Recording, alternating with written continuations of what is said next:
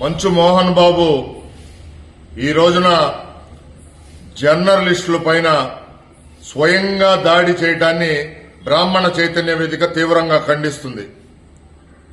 మంచు మోహన్ బాబు అయ్యా కొడుకులు కలిసి ఆస్తుల కోసం తగాదాలు పడుతూ హైదరాబాద్ సిటీలో పోలీస్ స్టేషన్లో ఒకళ్ల మీద ఒకళ్లు మోహన్ బాబు అతని కొడుకులు కేసులు పెట్టుకునే క్రమంలో వార్తలు సేకరించే ప్రజాస్వామ్యానికి 4వ మూలస్తంభమైన జర్నలిస్టుల పైన ఈ రోజున మంచు మోహన్ బాబు, మంచు విష్ణు, బౌన్సర్లు, అతని గూండాలు, రౌడీలు దాడులు చేయటం, అందులో ఒక అయ్యప్ప స్వామి మాల దీక్ష వేసుకున్న ఒక జర్నలిస్టు పైన దాడి చేయటాన్ని బ్రాహ్మణ చైతన్య వేదిక తీవ్రంగా ఖండిస్తుంది.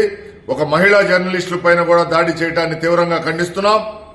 ఈ రోజున చూస్తే మంచు మోహన్ బాబు అనే వ్యక్తి సినీ ఇండస్ట్రీలో ఒక రౌడీగా, ఒక విలన్ గా నటిస్తూ నిజ జీవితంలో కూడా అదే ప్రవర్తనతో ఉండటం జరిగింది.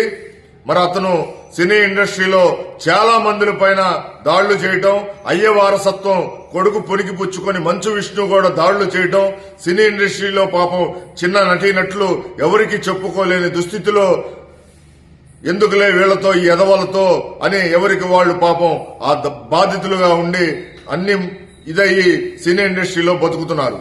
ఇట్లాంటి వ్యక్తులు ఈ రోజున గతంలో చూస్తే బ్రాహ్మణ సమాజం పైన, బ్రాహ్మణ కుటుంబాలని కించపరుస్తూ, బ్రాహ్మణ కులాన్ని కించపరుస్తూ దేనికైనా రెడీ అని సినిమా తీసి దాంట్లో ఎన్నో సన్నివేశాలు బ్రాహ్మణుల పైన వ్యతిరేకంగా పెట్టడం జరిగింది. దానిపైన ఉభయ తెలుగు రాష్ట్రాల్లో, తెలంగాణ, ఆంధ్రాలో ఆ రోజున ఉమ్మడి ఆంధ్రప్రదేశ్ లో రాస్తారోకాలు, నిరసనలు తెలియజేస్తూ మోహన్ బాబు ఇంటి వద్దకు ధర్నా కూర్చుంటే ఆ రోజున పురోహితుల పైన, బ్రాహ్మణ నాయకుల పైన స్వయంగా మంచు మోహన్ బాబు, విష్ణు దాడులు చేయడం జరిగింది.